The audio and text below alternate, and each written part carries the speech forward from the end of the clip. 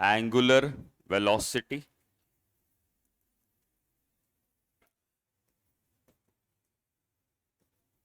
Frequency,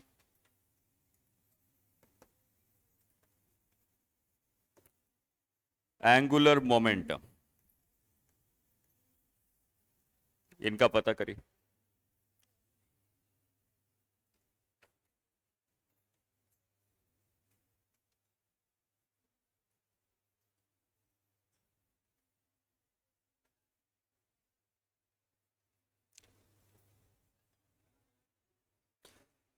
surface tension का formula क्या होता है? इसका फॉर्मूला ये होता है फोर्स पर यूनिट लेंथ। ठीक है, तो यहां से निकाल सकते हो उसका डायमेंशन।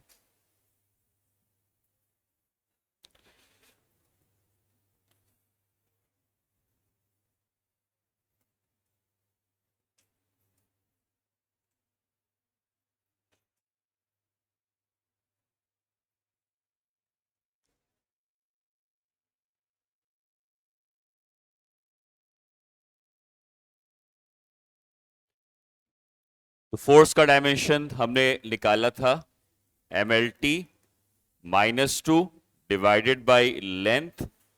तो ये लेंथ और लेंथ कैंसिल हो जाएगी, तो इसका डायमेंशन mt -2 हो जाएगा। ठीक है। एंगुलर वेलोसिटी क्या फॉर्मूला है?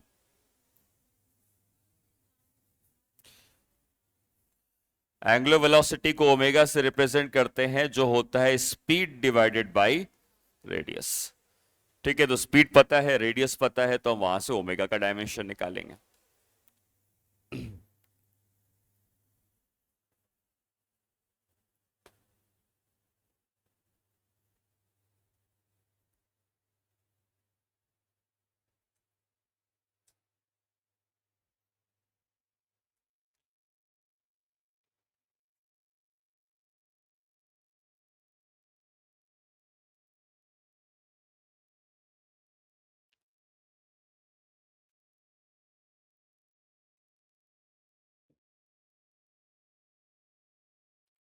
फ्रीक्वेंसी का फॉर्मूला क्या होता है? 1 बाई टाइम पीरियड। ठीक है। एंगुलर मोमेंटम का फॉर्मूला क्या होता है? आई ओमेगा में आई तो हमको पता नहीं है, कोई और फॉर्मूला? mv/r, इससे निकालो। हम्म।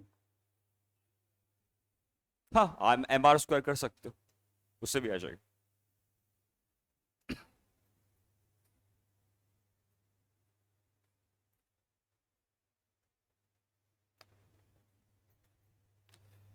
ठीक है, तो स्पीड का हो गया lt-1।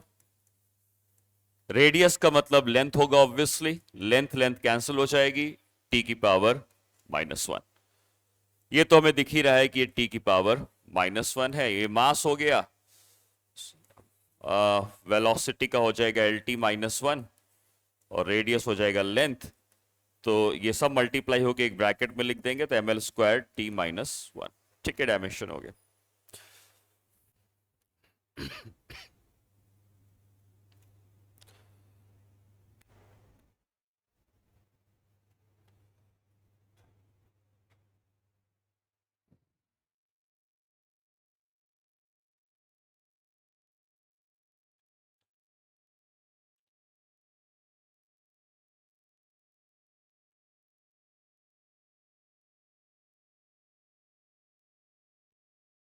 अगर दो फिजिकल क्वांटिटीज का डायमेंशन सेम है, तो क्या वो दोनों क्वांटिटीज भी सेम होंगी?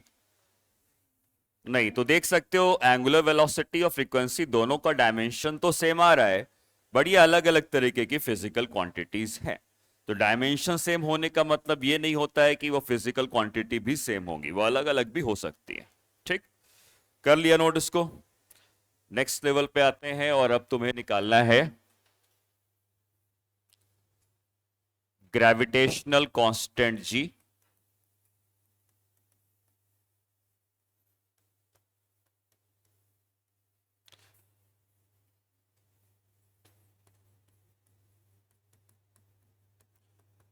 permittivity of free space epsilon naught, permeability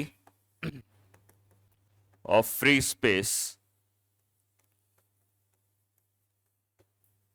mu naught.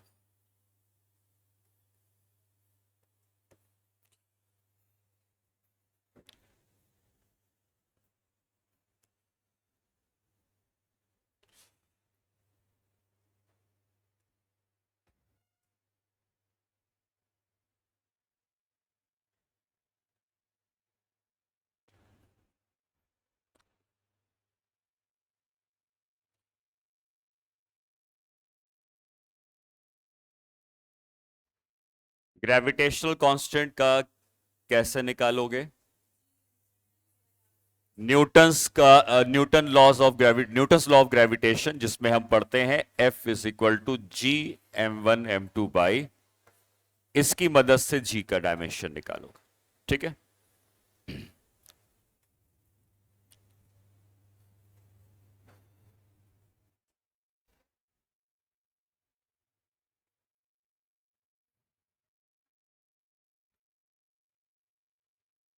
ठीक है।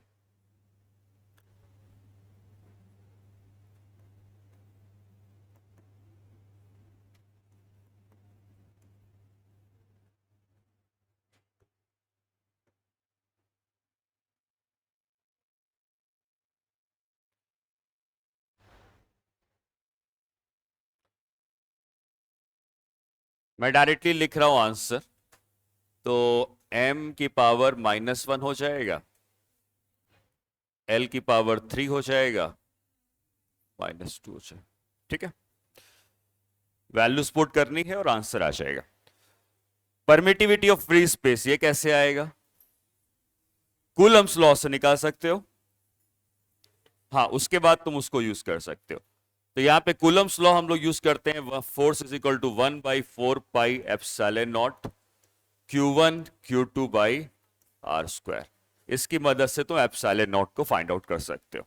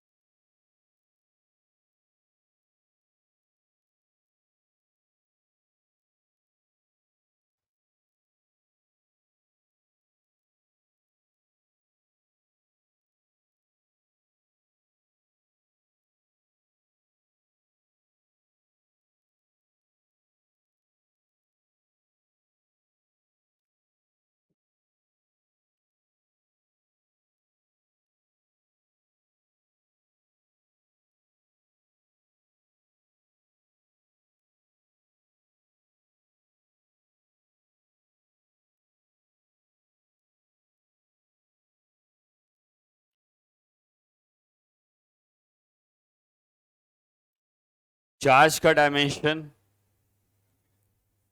एम्पियर इंटू टाइम है ना, दूसरा भी हो गया एम्पियर इंटू टाइम। 4 पाई एक कांस्टेंट है और कांस्टेंट के कोई भी डायमेंशंस नहीं होते हैं। ठीक है, आगे हम लोग कुछ रूल्स सीखेंगे, तो इसका तो कोई डायमेंशन नहीं है। हाँ ये फोर्स है, तो फोर्स का डायमेंशन mlt-2 हो गया, r² है तो ये l² हो गया।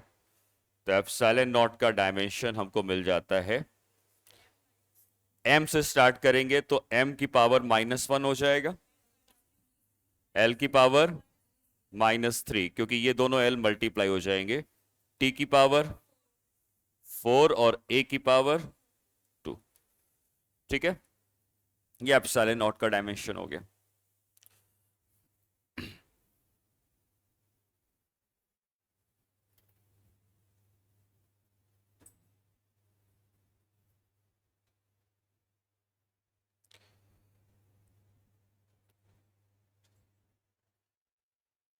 म्यू नॉट का कैसे निकाला जाए?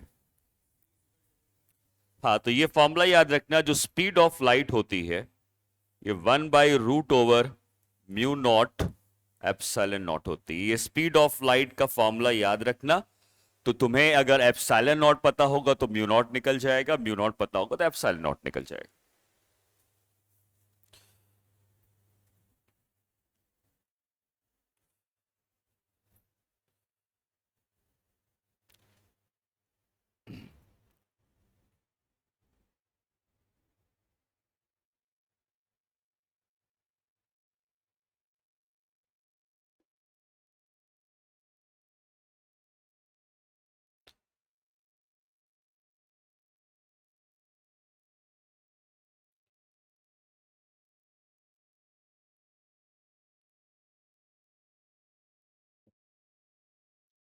ठीक है, तो यहां से क्या कहेंगे हम लोग, म्यू नॉट की वैल्यू निकालते हैं तो म्यू नॉट आ जाना चाहिए ऊपर चला जाएगा तो 1/c² एप्सिलॉन नॉट। सी यहां पे स्पीड ऑफ लाइट है, तो स्पीड ऑफ लाइट का डायमेंशन आप पुट कर देंगे यहां पे, मतलब ये तुम खुद से कर सकते हो अब। ठीक है, फाइनल आंसर क्या आता है?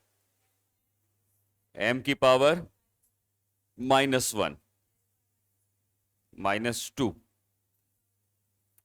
3 यार है, चेक करो, यहां से निकल जाएगा ना, ये सी स्पीड ऑफ लाइट है, एप्सिलॉन नॉट तुम निकाल चुके हो, पुट करो, और प्लस में आ रहा होगा ये, मतलब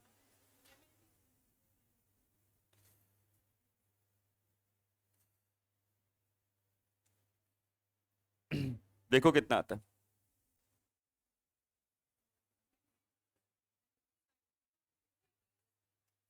m की पावर कितनी आ रही?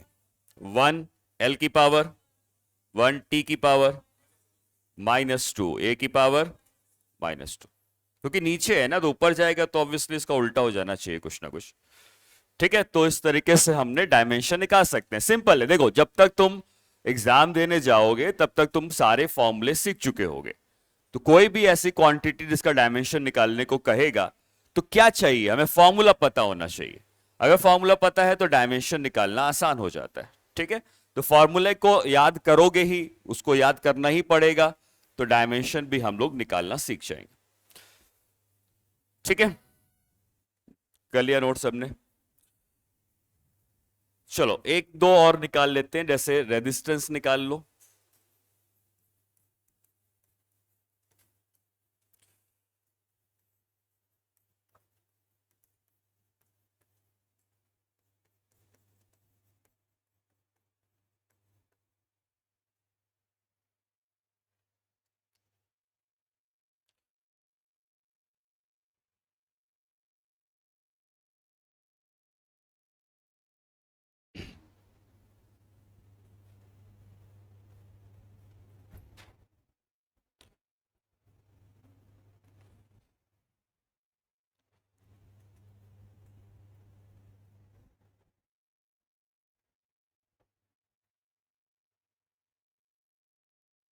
कैसे निकालेंगे रेजिस्टेंस का? अगर ओम्स लॉ लगाने की कोशिश करोगे तो उसमें वोल्टेज V का नहीं पता होगा, तो पहले V का निकालना पड़ेगा। E is equal to dV/dt, electric field का dV/dx, dt नहीं होता उसमें। हाँ, हाँ, यहां पर ये यूज करो कि जो हीट एनर्जी निकलती है रेजिस्टेंस में करंट फ्लो करती है तो I²RT। तो इस फॉर्मूले की मदद से आप आंसर निकालोगे I²RT। ठीक है, तो रेजिस्टेंस में जब करंट फ्लो करती है तो इतने अमाउंट की हीट उसमें जनरेट होती है।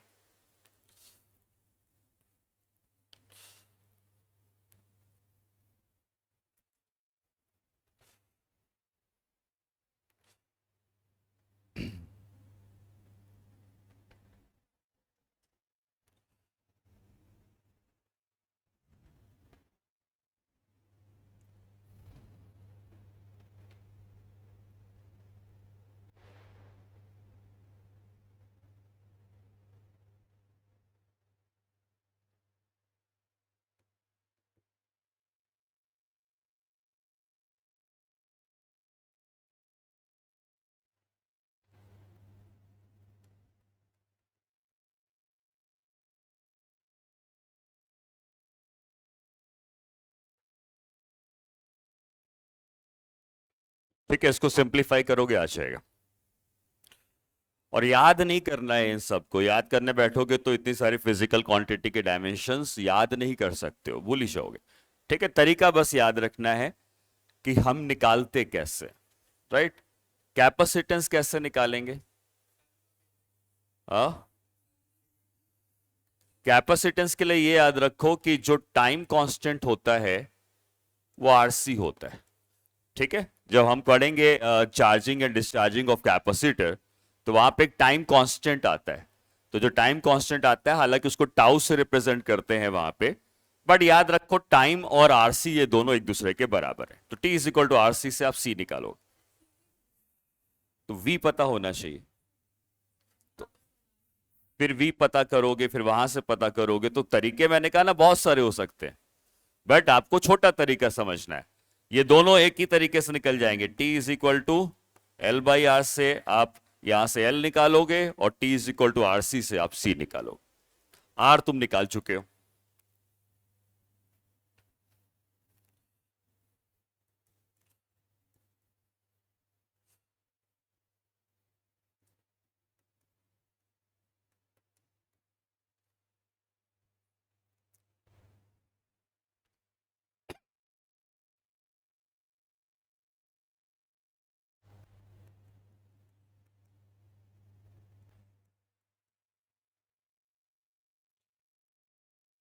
टी बाई आर, तो टी का डायमेंशन पता है, टाइम है, और आर का डायमेंशन हमने अभी निकाला, M L square T minus 3 a-2। ठीक है, तो यहां से इसका डायमेंशन आ जाएगा m-1 l-2 t की पावर 4 a की पावर 2। ठीक है, L का निकाल लो। इंडक्टेंस का मतलब L होता है, कैपेसिटेंस का मतलब C होता है, रेजिस्टेंस का मतलब R होता है।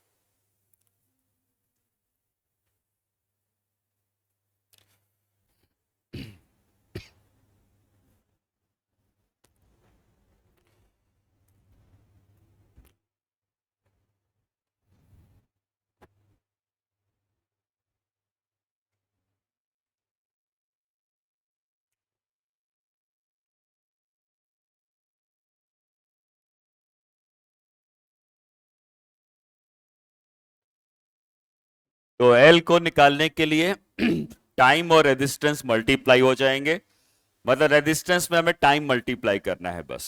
ठीक है, तो रेजिस्टेंस में अगर टाइम मल्टीप्लाई कर देंगे तो m वही रहेगा, L स्क्वायर वही रहेगा, t की पावर -2 हो जाएगा, a की पावर -2 हो जाएगा। ठीक है,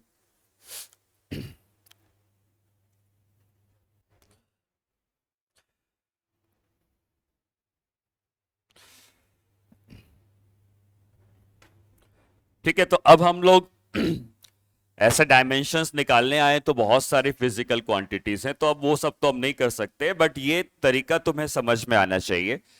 जब भी हम कोई फिजिकल क्वांटिटी पढ़ेंगे आगे चैप्टर्स में, तो वहां पे मैं उनका डायमेंशंस वहीं पे निकलवा दूंगा, तो तुम्हें डायमेंशन का रिवीजन भी होता रहेगा कैसे निकालते हैं, और तरीका तुम्हें सिंपल पता होना चाहिए कि हमें सिर्फ वैल्यूज पुट करनी है, फॉर्मूला पता होना चाहिए और डायमेंशन निकल आएगा। ठीक है, अब आते हैं डायमेंशन की कुछ प्रॉपर्टीज हैं, वो प्रॉपर्टीज क्या है और उनको हमें कैसे यूज करना है, ये वाला पार्ट समझते हैं।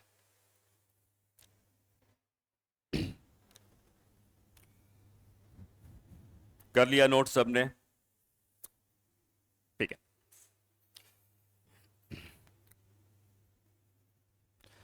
तो पहला तो मैं ये लिख देता हूं,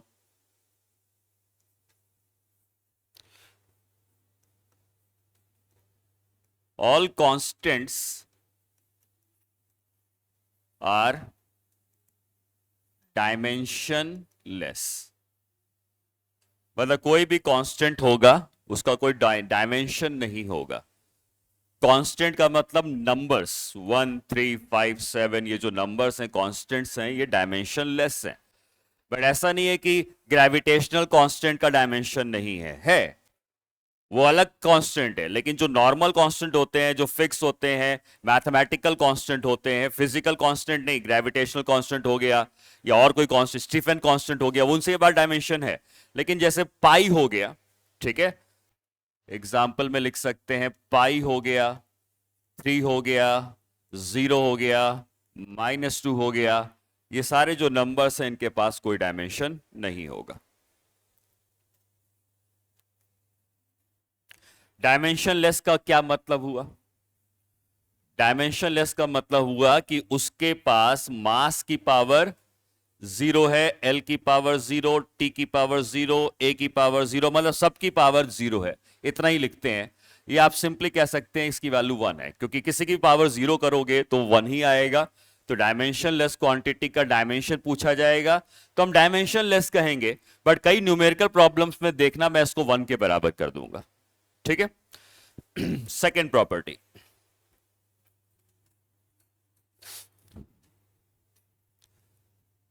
पावर is always dimensionless। ठीक है, पावर इज ऑलवेज डायमेंशनलेस का मतलब यह है कि किसी की भी पावर हो, 2 की पावर हो x, ठीक है, या हो सकता है कि स्पीड की पावर हो y, या कोई फिजिकल क्वांटिटी लो, मास की पावर है z। तो जो भी पावर होगी, नीचे वाली क्वांटिटी की बात नहीं कर रहा, ऑब्वियसली मास का डायमेंशन है, स्पीड का डायमेंशन है, लेकिन जो ऊपर की क्वांटिटी है पावर, ये पावर हमेशा डायमेंशनलेस रहेगी। ठीक है, तो जो x, y एंड z है ये हमेशा डायमेंशनलेस रहेंगे।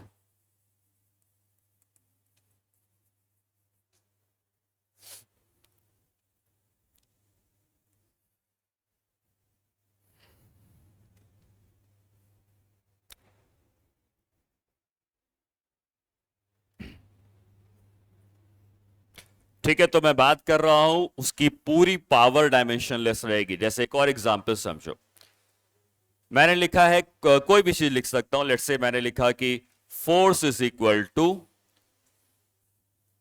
m इंटू ए इंटू कुछ भी, मतलब अब अपने मन से कोई भी क्वेश्चन बना रहा हूं। ठीक है, 2 की power x plus y divided by 3z। ठीक है, तो यहां पे यह समझना है कि जो पावर है वो डायमेंशनलेस है। अब यहां पे पावर है क्या, किसको कहेंगे पावर? ये पूरी वैल्यू पावर है। हम x के बारे में अकेले नहीं कह सकते, हम y के बारे में अकेले नहीं कह सकते, लेकिन जो पूरी पावर आपको दिखेगी वो पावर डायमेंशनलेस होगी। तो हम यहां पे कहेंगे x plus Y by 3z। हालांकि 3 तो कांस्टेंट है, ये तो डायमेंशनलेस रहेगा ही, लेकिन ये पूरी वैल्यू भी डायमेंशनलेस रहेगी। ठीक है, तो इस बात का ध्यान रखना कि हम जब भी कहीं भी पावर देखेंगे हम उसको डायमेंशनलेस कर सकते हैं। ठीक है,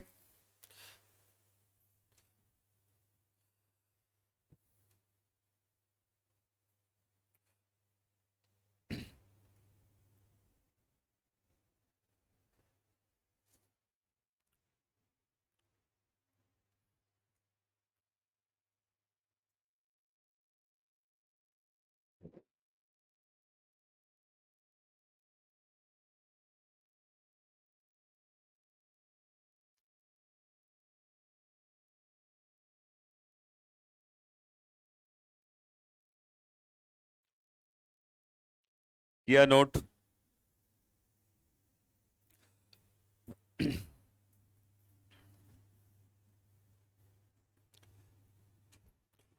A is equal to B to the power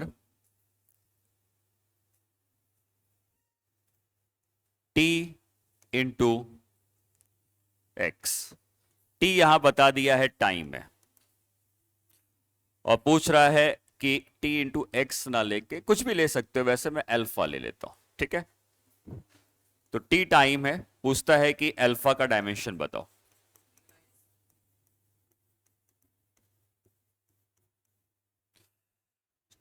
ठीक है, तो हमें टी का हमें रूल ये सीखा है कि पावर इज डायमेंशनलेस। तो पावर का मतलब ये हुआ कि ये पूरी जो पावर होगी ये पूरी पावर डायमेंशनलेस है। ठीक है, और न्यूमेरिकल्स में हमें इस तरह के क्वेश्चंस आएंगे।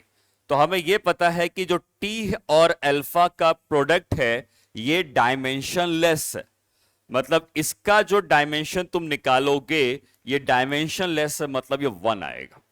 इसका डायमेंशन कुछ भी नहीं है तो ये डायमेंशनलेस होने की वजह से 1 आएगा। अब हम कह सकते हैं कि इसका डायमेंशन हो गया टी, इसका डायमेंशन हम अल्फा का ही निकालना है तो 1 है, तो हम कह सकते हैं अल्फा का डायमेंशन हो जाएगा 1/t। यहां से हमें डायमेंशन मिल जाएगा t की पावर -1।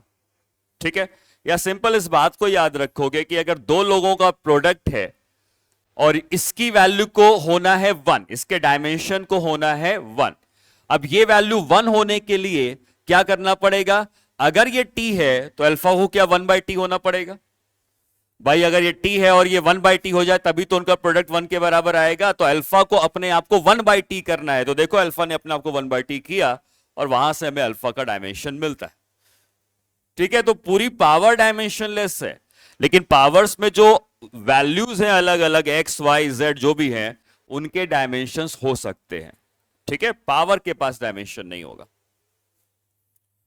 तो हमने क्या किया फिर से समझ लो।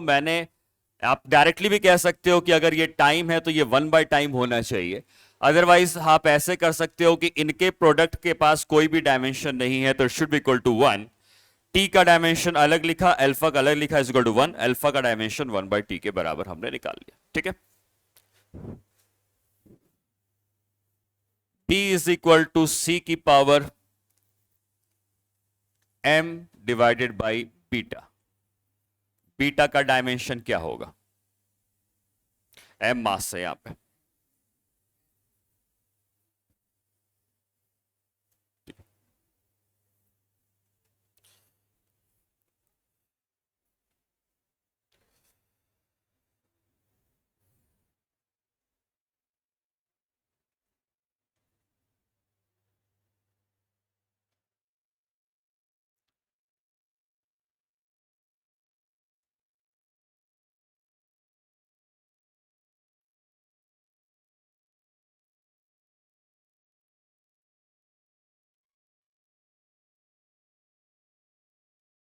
आया आंसर? क्या करना है? अगेन रूल क्या कहता है? रूल कहता है कि जो पावर है that is this power should be dimensionless. ये इसके पास कोई डायमेंशन होना नहीं चाहिए, मतलब इसकी वैल्यू 1 के बराबर होनी चाहिए। अब ये 1 तभी आ सकता है कि अगर ऊपर मास है तो नीचे भी मास हो जाए, तो मास मास कैंसिल होकर वैल्यू 1 के बराबर हो जाए। आप ऐसे डायरेक्टली सोच सकते हो।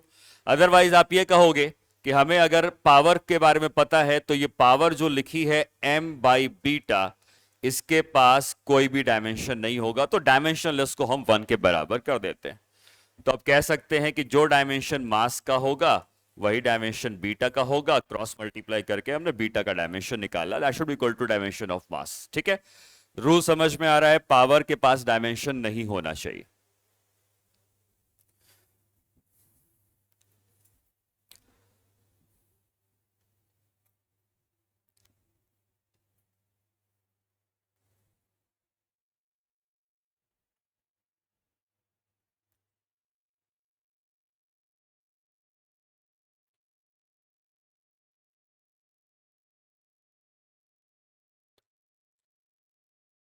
ठीक है, अच्छा, हम लोग कभी भी जब एडिशन करते हैं तो हम सेम क्वांटिटी का ही एडिशन कर सकते हैं।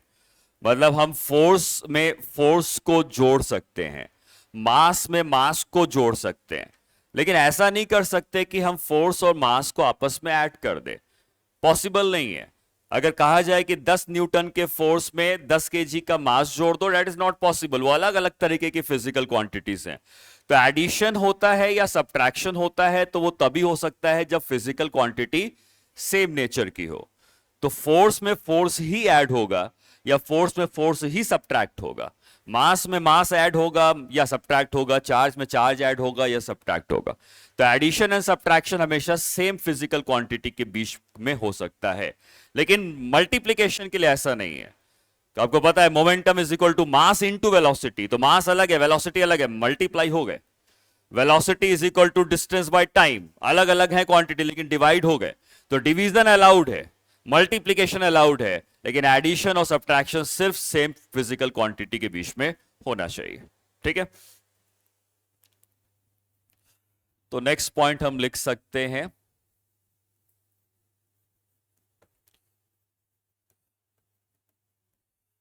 Addition and subtraction should be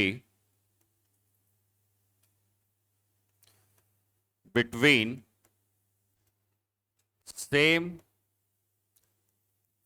physical quantity।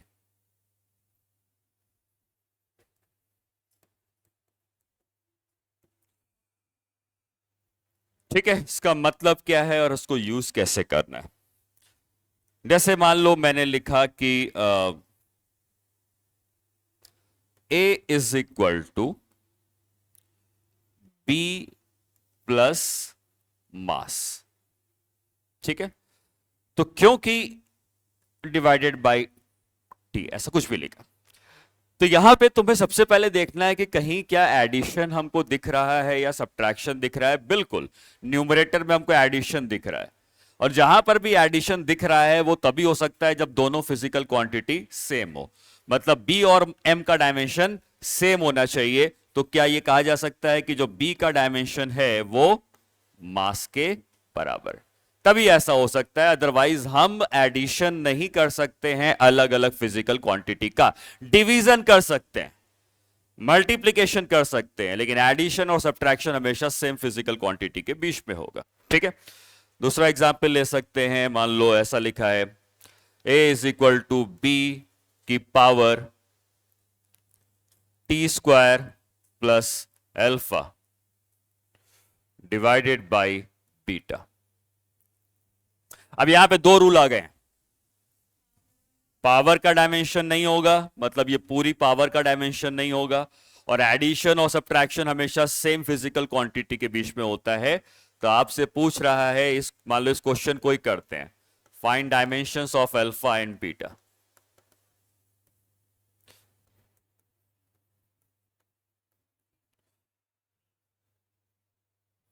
ठीक है, बीटा का भी निकाल सकते हो। ठीक है, दोनों का T स्क्वायर आएगा।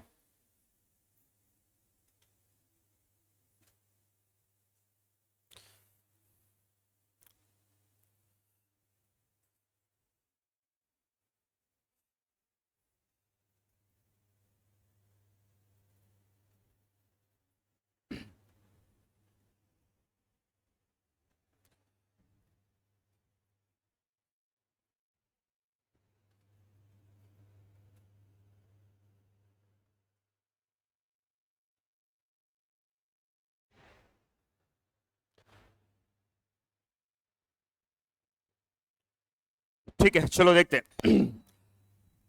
अभी हम जो रूल सीख रहे हैं उसके हिसाब से एडिशन अगर हो रहा है तो सेम फिजिकल क्वांटिटी के बीच में होना चाहिए या सेम डायमेंशन के बीच में होना चाहिए। तो अगर हमने अल्फा और T स्क्वायर को ऐड किया है तो यह तभी पॉसिबल है जब अल्फा का डायमेंशन T स्क्वायर के डायमेंशन के बराबर हो। तो आप ये कह सकते हो कि जो अल्फा का डायमेंशन होगा that should be equal to dimension of, काटना मत, अल्फा का डायमेंशन T स्क्वायर के डायमेंशन के बराबर। ठीक है, इसमें कोई डाउट नहीं होना चाहिए, यही हम सीख रहे हैं। पावर का रूल हो गया, एडिशन हमेशा सेम फिजिकल क्वांटिटी के बीच में होना चाहिए। तो अगर इन दोनों को ऐड किया गया है तो ये तभी पॉसिबल है जब दोनों के पास सेम डायमेंशन होना चाहिए। ये तो रूल हो गया। अब एक बात हमेशा याद रखना, मास में हम मास जोड़ेंगे तो मास ही मिलेगा, डायमेंशन को फर्क नहीं पड़ता है कि कितने केजी का मास है, 10 का है 100 का है, वो कहता है कि ये मास है। तो जब टाइम स्क्वायर में हम टाइम स्क्वायर जोड़ेंगे तो न्यूमरेटर में क्या होगा, टाइम का स्क्वायर। ये नहीं कहोगे 2T स्क्वायर हो गया, और 2T स्क्वायर भी हो गया तो 2 तो कांस्टेंट है, उससे हमें कोई फर्क नहीं पड़ता। तो यहां पे ये समझना है कि हम इस क्वेश्चन में करते समय जब बीटा का डायमेंशन निकालने वाले हैं तो हमें यह पता होना चाहिए कि ये पूरी जो पावर है वो डायमेंशनलेस होनी चाहिए। अब पावर है कितनी, इस वैल्यू की जो पावर तुम देखोगे तो पावर को तुम कहोगे सिर्फ T स्क्वायर बाई बीटा। यहां पे मैं अल्फा, गामा, डेल्टा कुछ भी लिखता जाऊं, सब तो टी स्क्वायर ही है, सब टी स्क्वायर है। तो टी स्क्वायर को बार बार जोड़ोगे तो वो टी स्क्वायर ही रहेगा। तो आप सबके बदले सिर्फ टी स्क्वायर ही लिखोगे, बार बार टी स्क्वायर को 10 बार लिखने की जरूरत नहीं है। और अब कहेंगे कि ये जो पावर है जिसकी वैल्यू है टी स्क्वायर बाई बीटा, ये कैसी होनी चाहिए? डायमेंशनलेस। और अगर ये डायमेंशनलेस होनी चाहिए तो यहां से अब हमको बीटा का डायमेंशन मिल जाने वाला है। ठीक है, तो टी स्क्वायर बाई बीटा का जो डायमेंशन है वो 1 होना चाहिए। इसका मतलब बीटा का डायमेंशन टी स्क्वायर मतलब टी का स्क्वायर, ये बीटा हो जाएगा।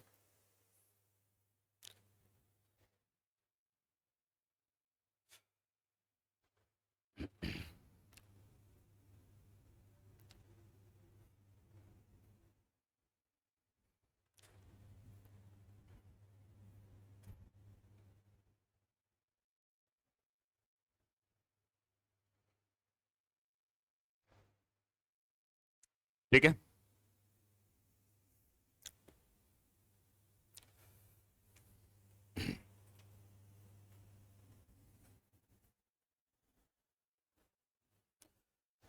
चलो नेक्स्ट पेज में चले। हो गया, नोट कर लिया सबने? ठीक है, तो हमने अभी 2 रूल्स सीखे हैं, इनफैक्ट 3 सीखे हैं। पहला है कि कोई कांस्टेंट के पास डायमेंशन नहीं होता है, दूसरे में सीखा कि पावर के पास डायमेंशन नहीं होता है, और तीसरा हमने सीखा एडिशन और सब्ट्रैक्शन सेम फिजिकल क्वांटिटी के बीच में होता है। ठीक है, अगला सीखते हैं। इन एन इक्वेशन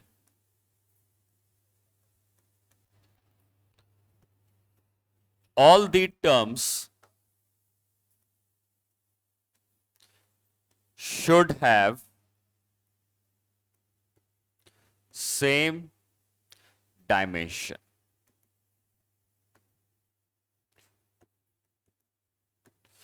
ठीक है, मतलब मेरा कहने का मतलब यह है कि कोई भी इक्वेशन तुम उठा लो, मैं अपने मन से एक इक्वेशन बनाता हूं, a is equal to B into C plus T plus E divided by F, ऐसे कोई इक्वेशन। अब यहां पे ये ए बी सी डी जो है वो अलग अलग फिजिकल क्वांटिटीज हो सकती हैं।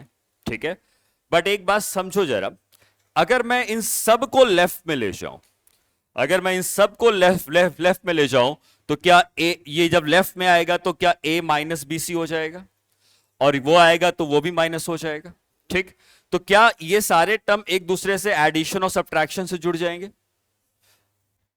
ऐसा लिखा है x plus Y is equal to Z, तो मैं ऐसा भी तो लिख सकता हूं x plus Y minus Z is equal to 0, ऐसा भी तो लिख सकता हूं।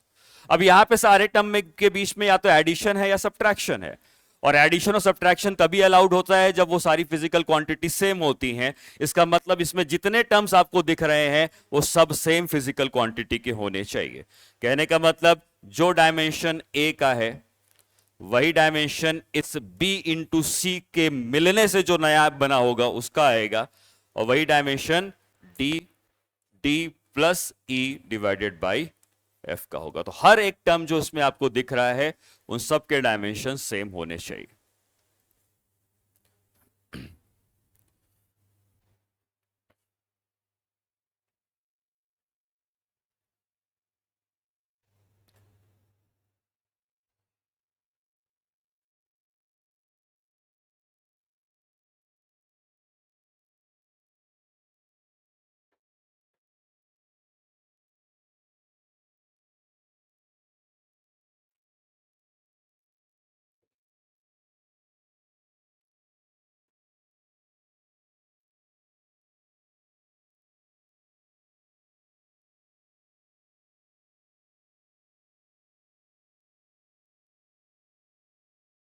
ठीक है,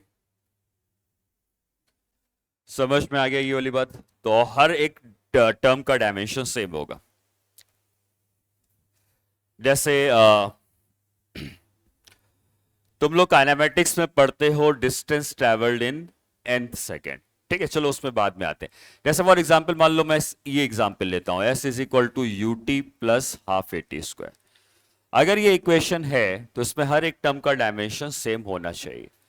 s क्या है? डिस्प्लेसमेंट, डिस्प्लेसमेंट का l हो गया। u into T. u क्या है? वेलोसिटी। और t क्या है? Time. L T minus one में t मल्टीप्लाई होगा तो क्या l ही बचेगा? इसका डायमेंशन भी l है। इसका निकालते हैं। हाफ तो कांस्टेंट, उसका कोई डायमेंशन नहीं। Acceleration L T minus two, और ये है t का स्क्वायर। क्या ये टी टी कैंसिल हो जाएगा और फिर क्या बचेगा? l। ठीक है, तो जो भी आप इक्वेशन देखोगे उसमें हर एक टर्म का डायमेंशन आपको सेम ही मिलने वाला है। ठीक है,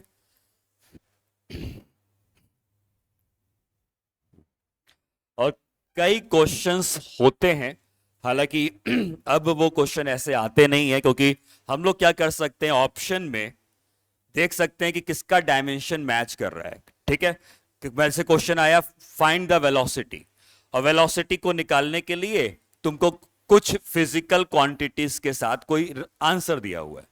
तो हम अगर इसका डायमेंशन निकालेंगे, अगर ये v के बराबर होगा तभी वो वेलोसिटी हो सकती है। तो हम क्रॉस चेक कर सकते हैं कि राइट हैंड साइड का डायमेंशन निकालें और देखें कि क्या वो v के बराबर आ भी रहा है। अगर आ रहा है तो ठीक है, नहीं आ रहा है तो ऑप्शन एलिमिनेट हो जाएगा। ठीक है, देखते हैं आगे जरूरत पड़ेगी तो करेंगे। चलो इसके बाद क्वेश्चन कर लेते हैं।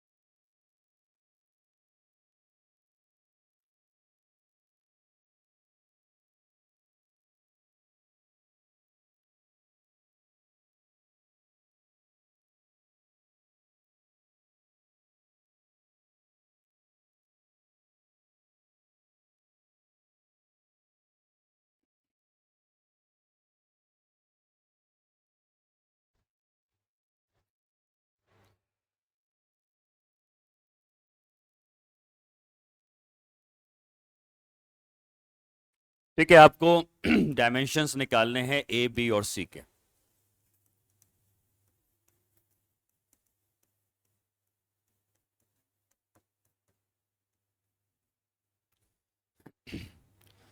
पावर दिख रही है सबको? हाँ, पीछे दिख रही है पावर। ठीक है, तो यहां पे F जो है वो फोर्स है,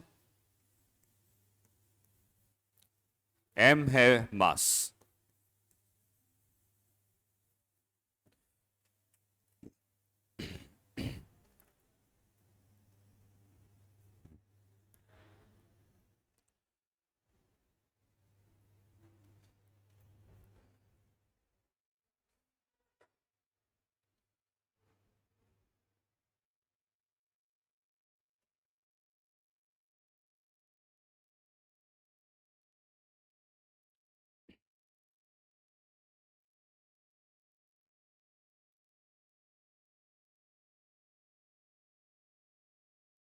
हो गया? ठीक है, चेक करते हैं।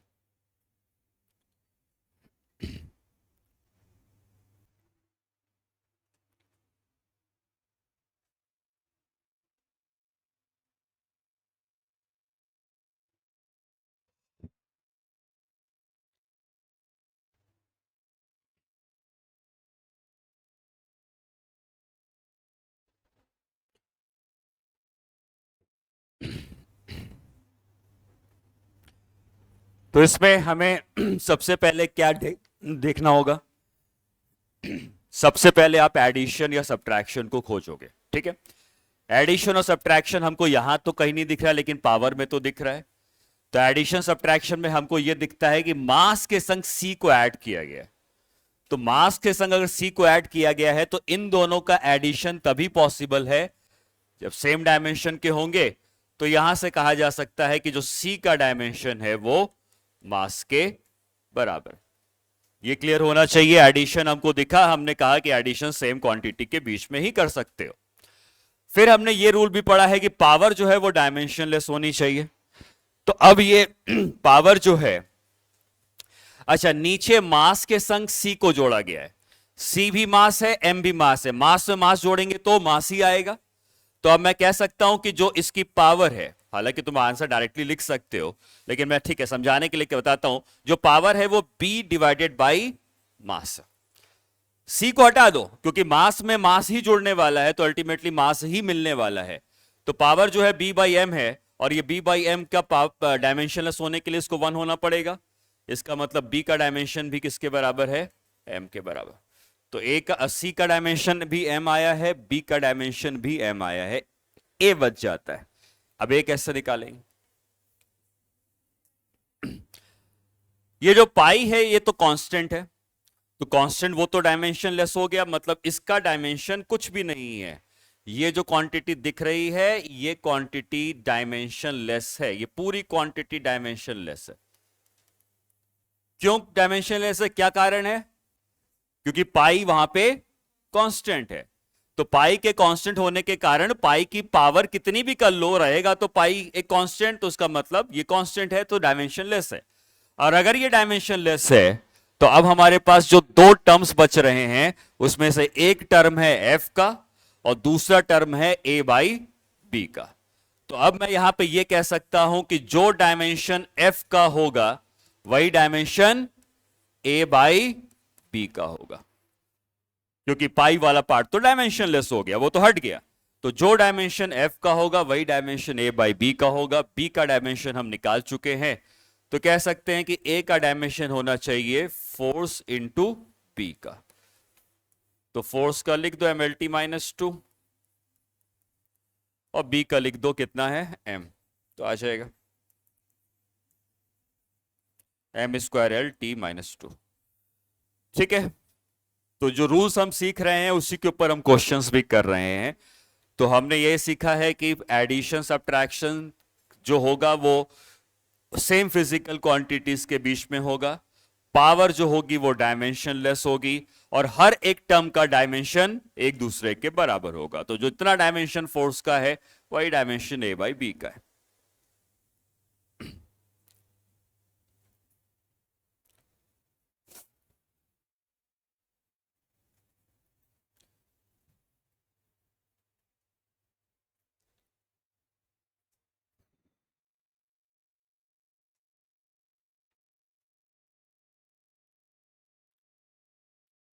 ठीक है, वैंडरवॉल इक्वेशन तुम लोग पढ़ते हो शायद केमिस्ट्री में, क्या होती है?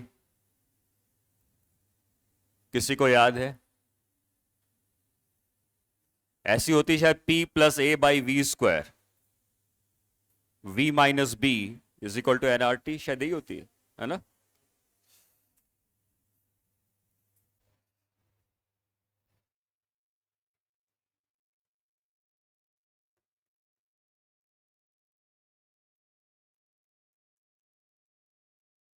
मुझे याद तो नहीं है बट शायद ऐसी कुछ होती। एन नहीं होता है उसमें, श्योर? हाँ, ठीक, ठीक है। मान लो ये इक्वेशन है और हमसे हमको पता है कि P प्रेशर है, V वॉल्यूम है, ठीक है। आपको डायमेंशन बताना है कि A का डायमेंशन क्या होगा और B का डायमेंशन क्या होगा।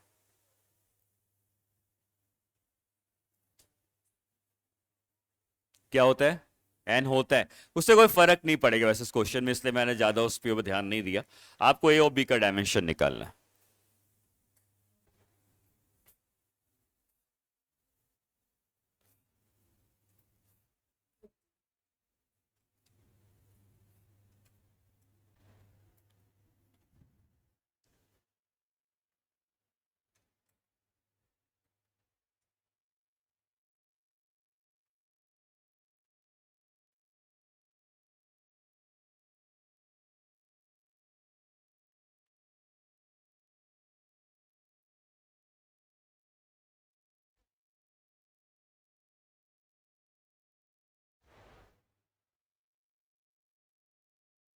आ गया? एडिशन के रूल से ही निकालना है। ये तो सिंपल दिख रहा है, अगर ये वॉल्यूम है तो हम वॉल्यूम में से वॉल्यूम को ही सबट्रैक्ट कर सकते हैं। इसका मतलब बी का डायमेंशन वॉल्यूम के बराबर होना चाहिए, वॉल्यूम का मतलब एल क्यूब। समझ में आई बात? एडिशन सब्ट्रैक्शन सेम के बीच में होता है, तो ये दोनों क्वांटिटी सेम होनी चाहिए, तो बी का डायमेंशन वॉल्यूम के बराबर। उसी तरीके से ये इसके संग ऐड हुआ है, इसका मतलब क्या कह सकते हैं कि जो डायमेंशन पी का है वही dimension A by V square का। दोनों के डायमेंशन सेम होने चाहिए, dimension of P should be equal to dimension of A by V square. तो यहां से हम कह सकते हैं कि अगर हम प्रेशर में वॉल्यूम स्क्वायर को मल्टीप्लाई कर दें तो क्या ए का डायमेंशन आ जाएगा। ठीक है, प्रेशर का डायमेंशन कितना होता है, M L minus one T minus two, और वॉल्यूम का स्क्वायर मतलब एल की पावर 6 कर सकते हैं। ठीक है, इस इक्वल टू ए, तो यहां से निकल आएगा एम एल 5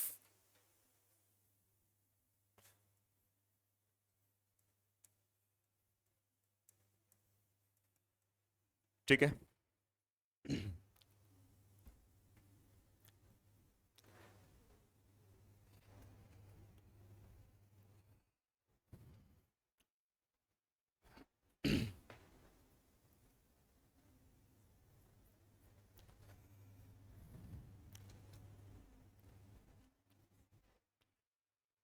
ठीक है,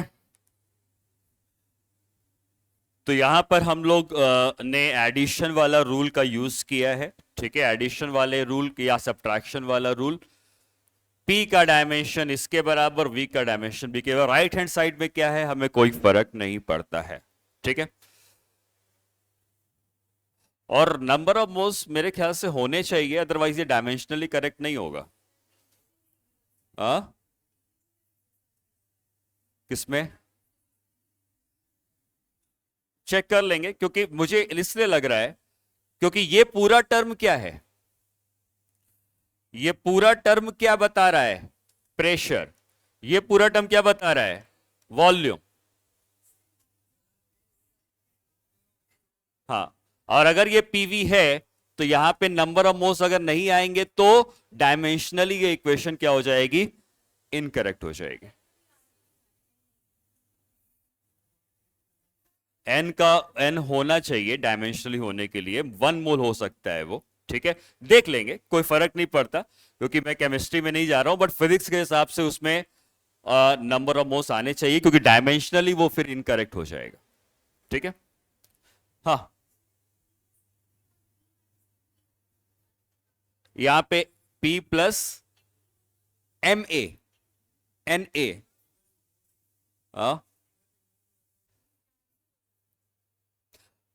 ठीक है, छोड़ दो भाई। मैं सिर्फ तुम्हें इतना बता रहा हूं कि कोई भी इक्वेशन को डायमेंशनली करेक्ट होना जरूरी है। मुझे नहीं पता एग्जैक्ट इक्वेशन क्या होती है, ठीक है, वो देख लेंगे, तो उसमें भी हमें, तुम जब चेक करोगे तो तुम्हें डायमेंशनली करेक्ट ही मिलेगी वो। एनीवेज, चलो ये हो गया, अगला रूल पढ़ते हैं। कितने हम लोग पढ़ चुके हैं, 4 या 5? तो 5वां आता है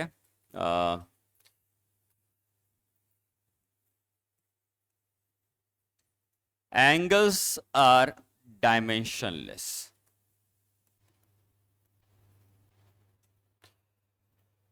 ठीक है, एंगल्स आर डायमेंशनलेस का मतलब जो भी एंगल होते हैं sign theta, cos theta, tan theta वगैरह में, वो जितने एंगल होते हैं वो डायमेंशनलेस होंगे। जैसे मैंने लिखा sine theta, cos theta, tan theta, कुछ भी लिखा, ठीक है, या ऐसे लिख दिया sine of A plus B, या मैंने लिख दिया sine of A by B, कुछ भी लिख दिया, जो भी साइन के संग लगा है वो एंगल ही है।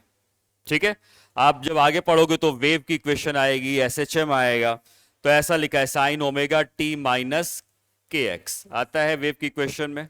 ठीक है, एसएचएम की इक्वेशन में आता है साइन ओमेगा टी। तो मैं ये कह रहा हूं कि इसमें जितने भी साइन के संग वैल्यूज लिखी हैं, मतलब थीटा, यहां पर भी थीटा, यहां पे ए प्लस बी, यहां पे ए बाई बी, और यहां पे ओमेगा टी माइनस के एक्स। ये जितने भी दिख रहे हैं ये सब डायमेंशनलेस है। ठीक है, तो जो भी साइन के संग लगा हो, कॉस के संग लगा हो, टैन के संग लगा हो, ब्रैकेट के अंदर की क्वांटिटी हमेशा डायमेंशनलेस होने वाली है। ठीक, अब इसका मतलब ये नहीं है कि इनके डायमेंशंस नहीं है, इनके हैं डायमेंशंस, लेकिन ये जो ब्रैकेट के अंदर लिखा है ये पूरा एंगल है। साइन के संग एक एंगल ही आएगा, वो एंगल मतलब ये पूरी क्वांटिटी डायमेंशनलेस है। अलग अलग टर्म के डायमेंशंस हो सकते हैं। ठीक है, जैसे मैंने कहा ना कुछ देर पहले 2 की पावर a बाई बी है, तो इसका मतलब ये नहीं है कि ये डायमेंशन नहीं रखता, मतलब ये इसका मतलब ये नहीं कि ए और बी के पास डायमेंशन नहीं है। इसका मतलब क्या सीखा था, ये पूरी पावर डायमेंशनलेस है, पूरी पावर डायमेंशनलेस है, लेकिन ए अगर मास होगा तो बी भी मास हो जाएगा, जिससे कि मास और मास को कैंसिल करके पावर डायमेंशनलेस बन जाए। तो ए और बी के डायमेंशंस हो सकते हैं, लेकिन पूरी पावर का डायमेंशन नहीं आएगा। उसी तरीके से ए और बी के डायमेंशन हो सकते हैं, मतलब इसको छोड़ दो, इसको देखो, इनके डायमेंशंस हो सकते हैं, लेकिन पूरा जो टर्म निकल के आएगा उसके पास कोई भी डायमेंशन नहीं होगा। ठीक है,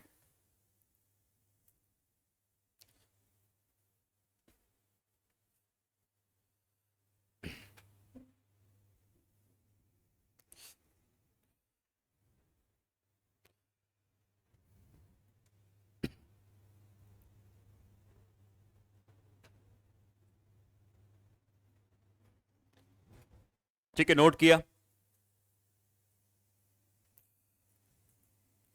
नोट कर लिया सबने। ठीक है, ओके, इसके बाद नेक्स्ट आपको ये लिखना है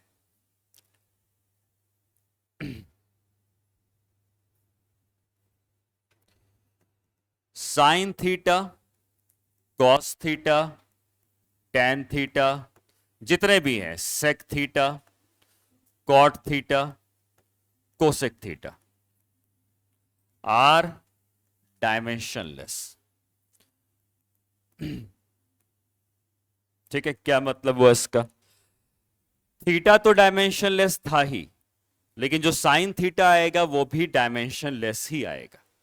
जैसे मान लो एक ट्राइंगल है, इसमें ये एंगल थीटा है, तो थीटा तो डायमेंशनलेस होता है, हम सीख चुके हैं। क्या थीटा के पास यूनिट होती है, होती है, रेडियन यूनिट होती है, बट लेकिन ये थीटा होता डायमेंशनलेस है, डायमेंशन नहीं होता है। अब बताओ साइन थीटा को क्या लिखते हो, परपेंडिकुलर बाई, तो परपेंडिकुलर भी तो एक लेंथ है, हाइपोटेनियस भी तो एक लेंथ है, तो साइन थीटा को निकालने में लेंथ को लेंथ से ही डिवाइड कर रहे हैं, तो उसका डायमेंशन नहीं हो सकता। ठीक है, तो इसका मतलब मैं ये कह रहा हूं कि अगर मैं लिख रहा हूं साइन थीटा, तो साइन थीटा में दो बातें समझनी है।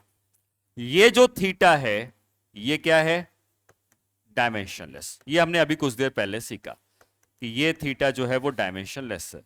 और अभी मैं तुम्हें यह बताना चाह रहा हूं कि इसमें ये जो पूरा साइन थीटा है ये भी डायमेंशनलेस। ठीक है, मतलब थीटा तो डायमेंशनलेस था ही, लेकिन ये जो साइन थीटा है ये पूरा भी खुद भी डायमेंशनलेस है, इसका खुद भी कोई डायमेंशन नहीं होता है। ठीक,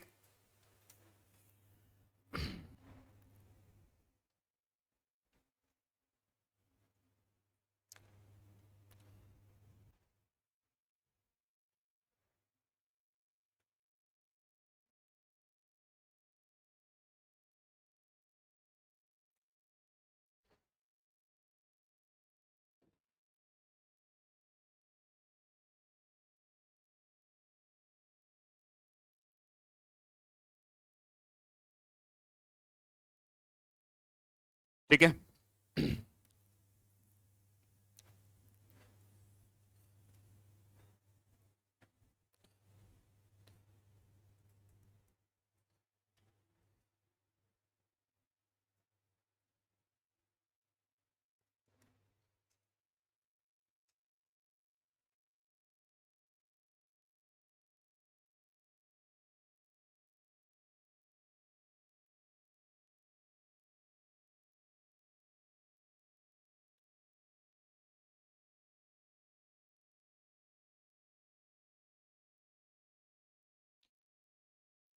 यहां पे दिया है कि जो x है ये डिस्प्लेसमेंट है और F है वो फोर्स है। आपको बताना है कि K और A इनके क्या डायमेंशंस होंगे।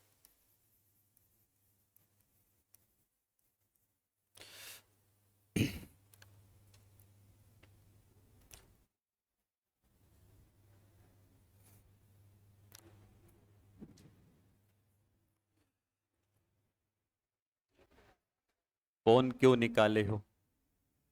हाँ, तुमसे फोन लिया था क्यों? हाँ, क्या करना था?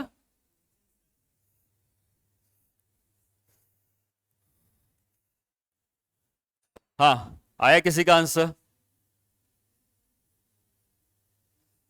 अभी जो रूल बताया है उसी से हो जाएगा। के एक्स, ये पूरा के एक्स क्या होना चाहिए? डायमेंशनलेस होना चाहिए। इसको डायमेंशनलेस करने के लिए क्या करना होगा? मतलब ये दोनों का जो प्रोडक्ट है वो डायमेंशनलेस होना चाहिए। तो मैं यहां पे लिख सकता हूं कि k into X is equal to 1।